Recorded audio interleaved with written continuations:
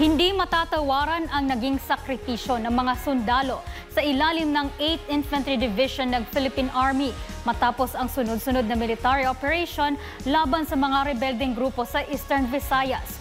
Pero sinabi ng mga sundalo, hindi nila magagawa ang lahat ng ito kung wala ang koordinasyon ng mga residente sa kanilang lugar. Si Almar Forzuelo sa detalye ng balita.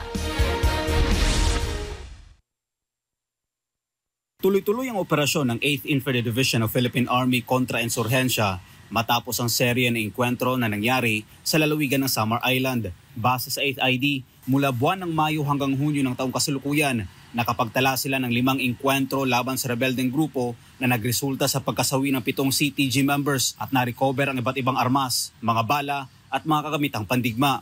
Maliban dito, 4 na miyembro din ng komunistang grupo, kabilang ang isang high-ranking CTG leader ang sumuko na nagresulta naman sa pagkakadiskubre sa imbakan ng mga armas.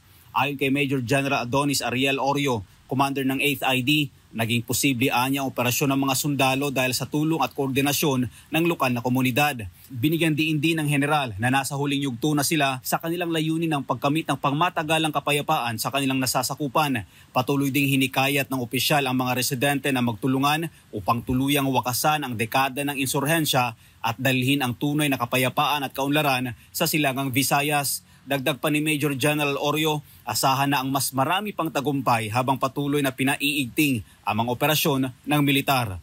Para sa Diyos sa Pilipinas, pumahal Almar Forzuelo, SMNI News.